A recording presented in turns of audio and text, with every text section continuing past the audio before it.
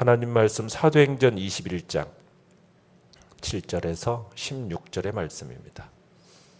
사도행전 21장 7절에서 16절의 말씀, 우리 한 목소리로 같이 읽겠습니다. 시작. 두로를 떠나 항해를 다 마치고 돌레마이아에 이르러 형제들에게 안부를 묻고 그들과 함께 하루를 있다가 이튿날 떠나 가이사랴에 이르러 7 집사 중 하나인 전도자 빌립의 집에 들어가서 머무르니라. 그에게 딸 넷이 있으니 처녀로 예언하는 자라. 여러 날 머물러 있더니 아가보라 하는 한 선지자가 유대로부터 내려와 우리에게 와서 바울의 띠를 가져다가 자기 수족을 잡아매고 말하기를, 성령이 말씀하시되 예루살렘에서 유대인들이 이같이 이 띠 임자를 결박하여 이방인의 손에 넘겨주리라 하거늘, 우리가 그 말을 듣고 그곳 사람들과 더불어 바울에게 예루살렘으로 올라가지 말라 권하니, 바울이 대답하되 여러분이 어찌하여 울어 내 마음을 상하게 하느냐. 나는 주 예수의 이름을 위하여 결박당할 뿐 아니라 예루살렘에서 죽을 것도 각오하였노라 하니, 그가 권함을 받지 아니하므로 우리가 주의 뜻대로 이루어지이다 하고 그쳤노라. 이 여러 날 후에 여장을 꾸려 예루살렘으로 올라갈새 가이사랴에 몇 제자가 함께 가며 한 오랜 제자 구브로 사람 나손을 데리고 가니, 이는 우리가 그의 집에 머물려 함이라. 아멘. 오늘 말씀의 제목은 사명을 위해 포기할 것은 이라는 제목으로 말씀을 나눕니다. 사도행전의 저자는 누가입니다. 누가가 지금 바울의 여행 과정을 기록함에 있어서 누가복음에 기록되어진 예수님의 예루살렘 이 여행 과정과 비슷하게 기록을 하고 있음을 보게 됩니다. 예수님께서 구속의 때가 차니까 예루살렘에 가시기로 결정하였다라는 것을 이제 누가복음 9장 51절에 나오는데, 사도행전 19장 21절에도 보면은 바울도 이방인 교회와 예루살렘 교회의 하나됨을 위해서 예루살렘으로 가기로 결정하는 모습을 보게 됩니다. 그리고 예수님의 그 예루살렘 입성 과정과 같이 바울의 이 여행 일정을 또 자세하게 언급하고 있어요. 그뿐만 아니라 박해와 환란이 기다리고 있음에도 예루살렘에 이렇게 가기로 결심하는 것을 기록을 하고 있는 겁니다.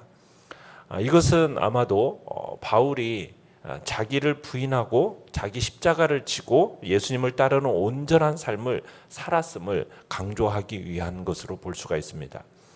자, 한편 예루살렘으로 이렇게 가는 도중에 2번이나 박해당할 것을 예언받습니다.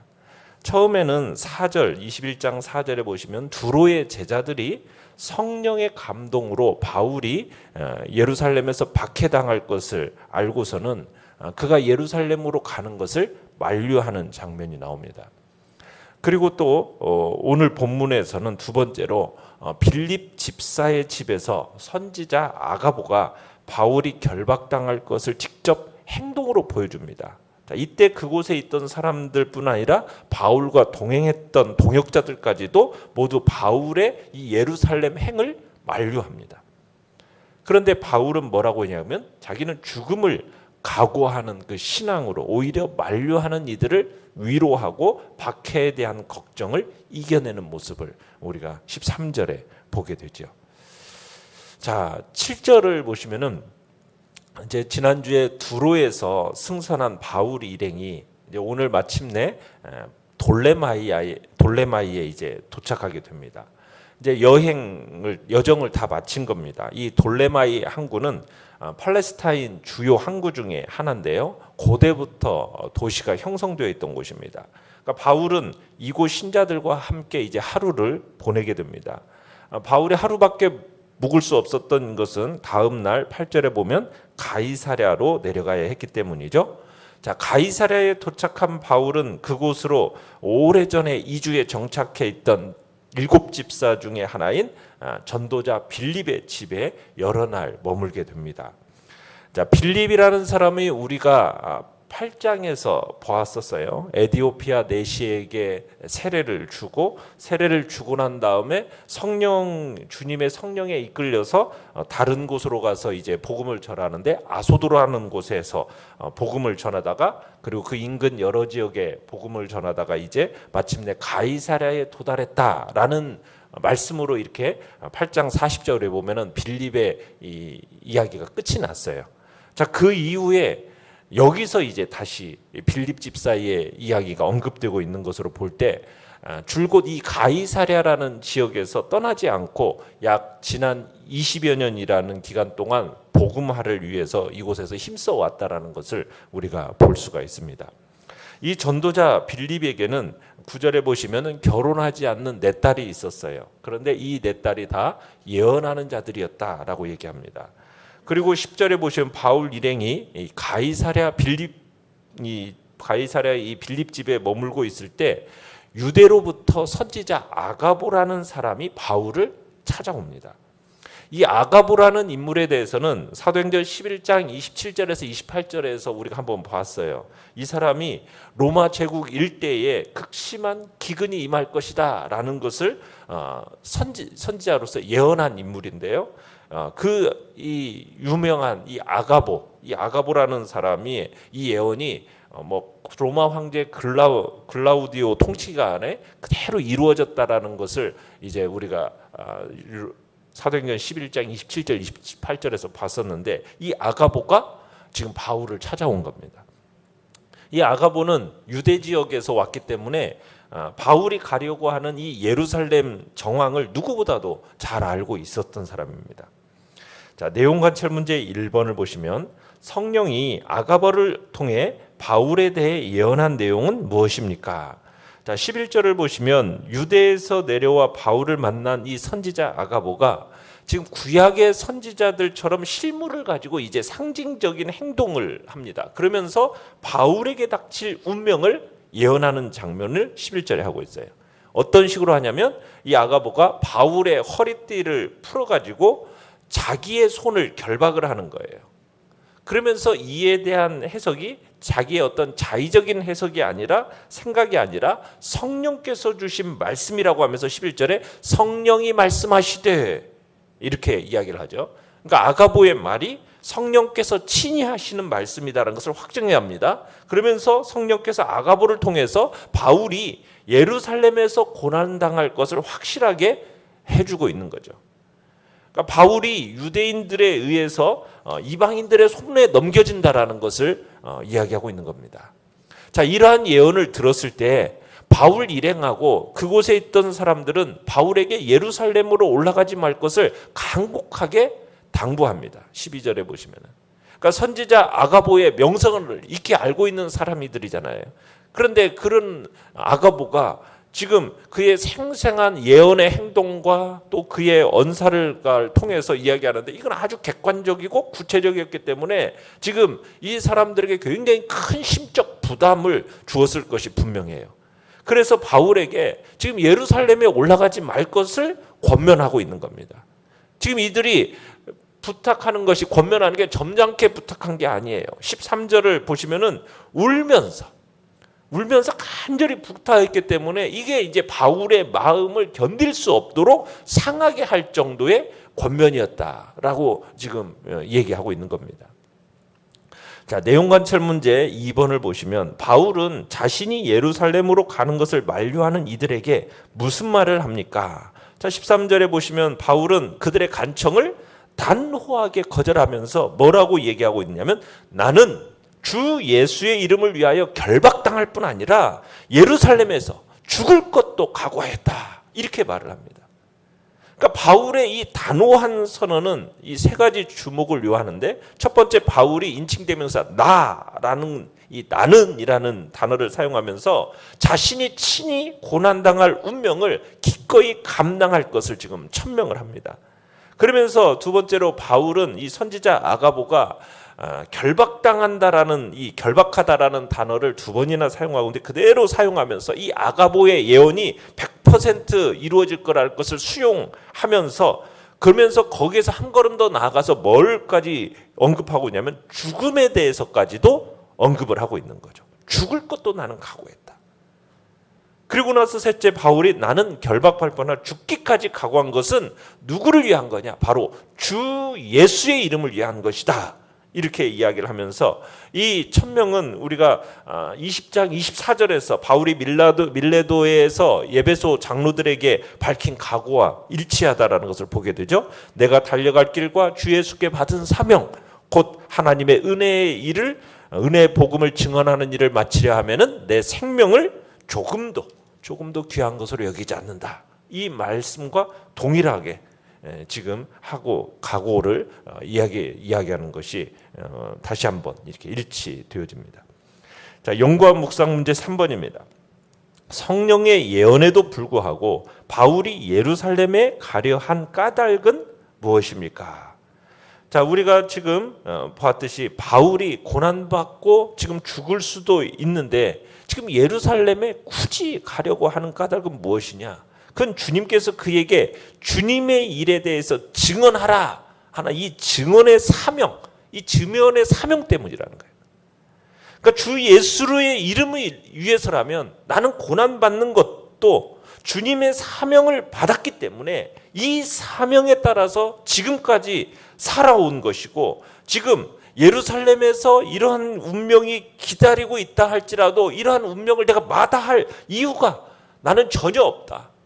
내가 살아온 이유가 이 사명 때문인데, 그러면서 예루살렘 사도들도 예수님의 이름을 위해서라면 자기가 고난받고 능욕받는 것을 기뻐했던 것처럼 바울 역시 이 사람들에게 뒤처지지 않게 정말 주님의 이름을 위해서라면 나는 뭐든지 할 각오가 되어 있다.